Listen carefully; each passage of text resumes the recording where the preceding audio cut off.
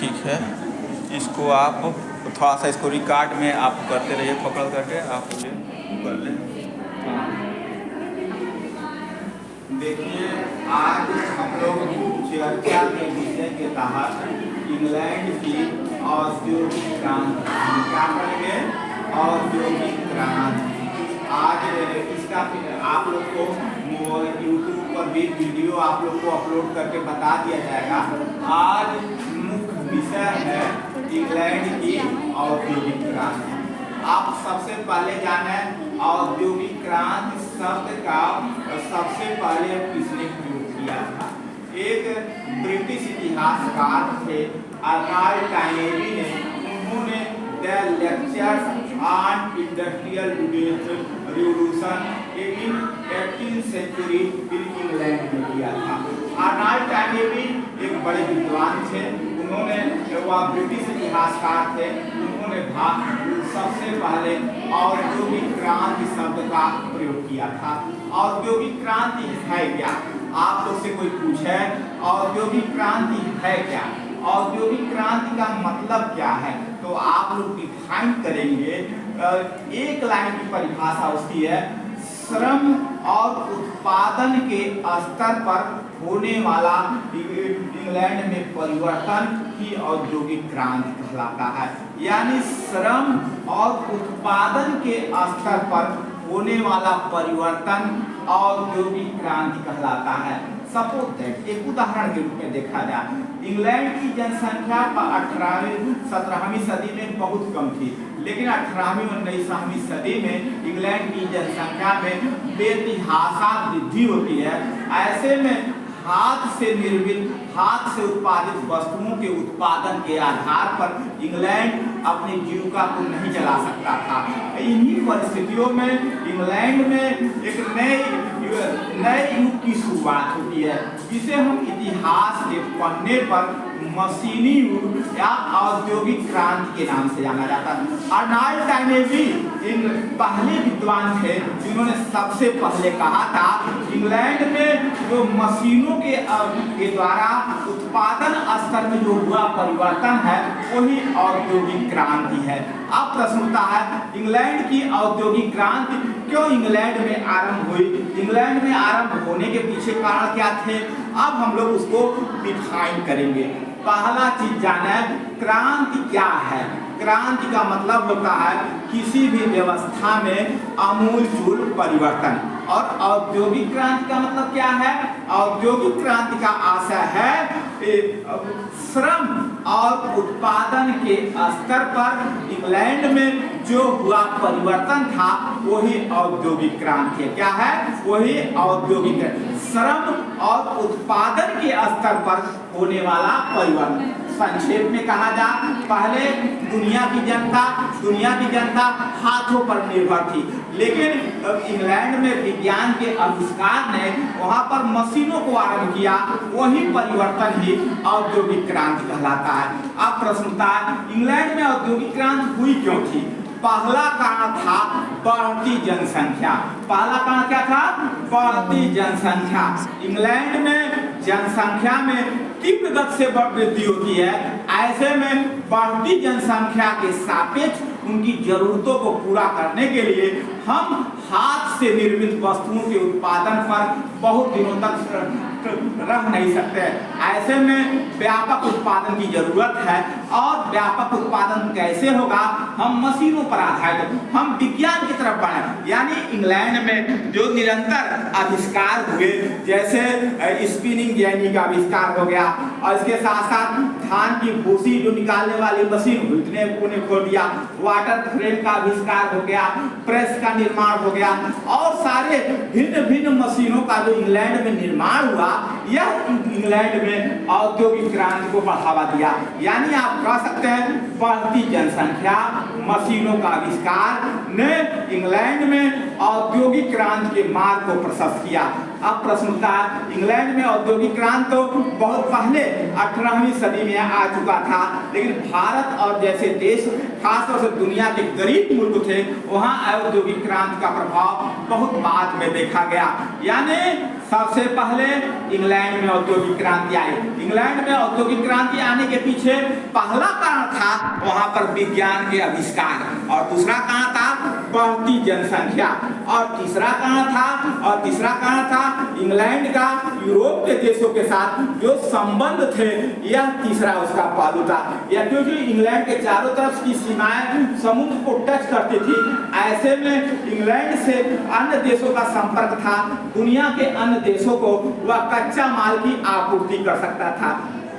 यानी इंग्लैंड के पास उपनिवेश था, और उपनिवेश के माध्यम से वह कारखानों में उत्पाद लगने वाले कच्चे माल को वह मना सकता था। यानी कच्चे माल की आपूर्ति की सुविधा थी, और दूसरा था मशीनों का आविष्कार था, बढ़ती जनसंख्या थी।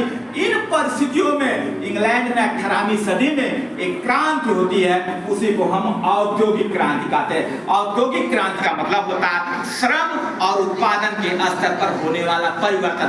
और एक लाइन में करें, औद्योगिक क्रांति को मशीनी युग कहा जाता है। किसका नाम दिया गया? औद्योगिक क्रांति को मशीनी युग कहा गया। अब हम आगे चलते हैं। एक विद्वान अर्नाल्ड टाइनेबी, हम लोग चर्चा किए थे, अर्नाल्ड टाइनेबी पहला विद्वान था जिन्होंने इस औद्योगिक क्रांति को उन्होंने परिभाषित किया था। यानी औद्योगिक क्रांति क्या है? औद्योगिक क्रांति को आप इतना जानिए, 18वीं सदी में इंग्लैंड में बढ़ती जनसंख्या और विज्ञान के आविष्कारों के फलस्वरूप जिस युग का सूत्रपात हुआ, जिसने उत्पादन और श्रम के स्तर पर जो परिवर्तन किया, वही परिवर्तन औद्योगिक क्रांति कहलाता है। आज से कोई पूछा जा सबसे पहले औद्योगिक क्रांति किस देश में होती है, उसे कहेंगे हम इंग्लैंड में होती है। कहाँ पर होती है? इंग्लैंड में। अब क्यों होती है? उसके पीछे कारण क्या था? बढ़ती जनसंख्या थी, विज्ञान का आविष्कार था, यूरोप, इंग्लैंड का दुनिया के अन्य देशों के साथ जहाँ कच्चे माल की प्रचुरता थी, वहाँ उन देशों के साथ उसका संबंध था। और अर्नाल्ड टाइनेबी पहला विद्वान था जिन्होंने औद्योगिक क्रांति को परिभाषित किया। औद्योगिक क्रांति का मतलब होता है उत्पादन और श्रम के स्तर पर होने वाला परिवर्तन, इसे हम मशीनी युग कहते हैं। अब इसका प्रभाव क्या होगा? पहला प्रभाव देखेंगे, इंग्लैंड में विज्ञान को, आधुनिकता को बढ़ावा मिला। क्या हुआ? आधुनिकता को बढ़ावा। इंग्लैंड में मशीनों का भरमार लग गया। और दूसरा प्रभाव क्या हुआ? इंग्लैंड का समाज दो हिस्सों में बट गया। कौन से दो हिस्से थे? पहला था जो संपन्न वर्ग था, जब कारखाने लगेंगे, कारखाने में काम करने वाले, कारखाने के मालिक वह पूंजीपति वर्ग कहलाएगा, और कारखाने में काम करने वाले लोग निर्धन वर्ग, श्रमिक वर्ग कहलाएगा। यानी इंग्लैंड की औद्योगिक क्रांति ने इंग्लैंड के समाज को दो हिस्सों में बांटा, एक पूंजीपति वर्ग और दूसरा निर्धन वर्ग। पूंजीपति वर्ग को जैसे मालिक, कारखानों के मालिक पूंजीपति वर्ग थे, और जो उसमें दूसरा जो वर्ग था, निर्धन वर्ग थे, वह श्रमिक वर्ग था। यानी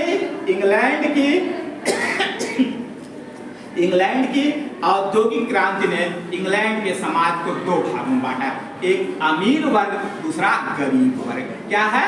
एक अमीर वर्ग, दूसरा गरीब वर्ग। या क्लियर आप लोग को हो रहा है? अब हम सेकंड पहलू पर चलें। इंग्लैंड की औद्योगिक क्रांति का दूसरा बड़ा प्रभाव क्या देखा गया? दूसरा बड़ा प्रभाव यह देखा गया, दुनिया में साम्राज्यवाद का बढ़ावा मिला। क्या मिला? साम्राज्यवाद क्या है? एक शक्तिशाली देश एक गरीब देश पर जबरन कब्जा करके उसके कच्चे माल, प्राकृतिक संसाधनों का शोषण ही यह साम्राज्यवाद है। आज भी हम जिस दौर में जी रहे हैं, वह दौर है वैश्वीकरण का दौर है। वह दौर क्या है? वैश्वीकरण है। वैश्वीकरण में क्या होता है? एक गरीब शक्तिशाली देश एक छोटे देश पर कब्जा करके उसके बाजारों पर जो संसाधन है उसका दुरुपयोग करता है। यानी जो उपनिवेशवाद को बढ़ावा मिलता है, यानी साम्राज्यवाद, उपनिवेशवाद को बढ़ावा मिला। और तीसरा प्रभाव क्या देखा गया? यानी इंग्लैंड के समाज में अमीर और गरीब की खाई को बंट जाती है। इंग्लैंड के समाज कैसा भागों में? दो भागों में बढ़ता है। वह कौन से दो भाग बढ़ते हैं? जो कारखाने के मालिक होते हैं उन्हें हम पूंजीपति कहा जाता है, कारखानों में जो काम करने वाले नौकर होते हैं उन्हें हम श्रमिक कहते हैं। यानी इंग्लैंड की औद्योगिक क्रांति ने इंग्लैंड के समाज को दो भागों में बांटा, एक गरीब वर्ग, दूसरा अमीर वर्ग। गरीब और अमीरों के बीच निरंतर संघर्ष ने एक ऐसी व्यवस्था को जन्म दिया जिसे हम इतिहास के पन्ने पर समाजवाद कहते हैं। यानी आप कह सकते हैं इंग्लैंड की औद्योगिक क्रांति ने उत्पादन और श्रम के स्तरों में दो वर्गों का सृजन किया, एक अमीर वर्ग, दूसरा गरीब वर्ग। अमीर और गरीब वर्ग के बीच निरंतर संघर्ष हुआ, जिससे यूरोप के देश में एक नई व्यवस्था का आगाज हुआ, जो इसे हम समाजवादी व्यवस्था कहते हैं। समाजवाद क्या है? समाजवाद को आज तक कोई परिभाषित नहीं किया है। समाजवाद को इतना जानिए, समाजवाद उत्पादन और कह सकते हैं संसाधन पर सरकार का नियंत्रण, यानी उस समाजवाद उस व्यवस्था को कहते हैं जिसमें उत्पादन के साथ साथ संसाधन पर सरकारी नियंत्रण हो और जो कल्याण की बात करें, यह व्यवस्था समाजवाद की व्यवस्था है। यानी इंग्लैंड की औद्योगिक क्रांति ने इंग्लैंड में बढ़ते पूंजीवाद को जन्म दिया। जब पूंजीवाद चरम पर गया तो आज जिस व्यवस्था को आगाज हुआ वह समाजवाद की व्यवस्था है। यानी इंग्लैंड की औद्योगिक क्रांति ने इंग्लैंड में पूंजीवाद को जन्म दिया, और जो पूंजीवाद अपने गंभीर रूप में चला गया तो वह समाजवाद में आया। इसलिए मार्क्स कहता है समाजवाद पूंजीवाद का उत्कृष्ट रूप है। जब पूंजीवाद अंतिम क्षण पर गया तो वहाँ समाजवाद आया। समाजवाद क्या है? समाजवाद की आज तक कोई परिभाषा नहीं है। समाजवाद के मूल में समतामूलक समाज की स्थापना है, दूसरा चीज है वह कल्याण की बात करता है, और तीसरा संसाधन और संपत्ति पर सरकारी नियंत्रण की वकालत करता है। और 1991 में सोवियत संघ के विघटन के बाद इसकी परिभाषा कुछ और बदल दी जाती है। यानी आज जिस हम समाजवाद की संकल्पना मार्क्स और एंगल्स ने किया था, वह समाजवाद 1991 में सोवियत संघ के विघटन के बाद वह समाजवाद कहते हैं दुनिया से समाजवाद चला गया, लेकिन वह समाजवाद के रूप में हम नहीं देख सकते हैं। यानी आप कह सकते हैं, आप बता सकते हैं इंग्लैंड की औद्योगिक क्रांति ने दुनिया में पूंजीवादी व्यवस्था को जन्म दिया। पूंजीवाद व्यवस्था चरम पर गई तो वह समाजवाद के रूप में परिभाषित होता है। और समाजवाद क्या है? समाजवाद उस सिद्धांत या विचारधारा का नाम है जिसमें धन और संपत्ति पर नियंत्रण सरकार का होता है, और जो कल्याण की बात करता है इसका मूल उद्देश्य समतामूलक समाज की स्थापना करना है। अर्नाल्ड टाइने भी जिस औद्योगिक क्रांति की संकल्पना लेकर आए थे वह औद्योगिक क्रांति कह सकते हैं मशीनी युग पर आधारित था।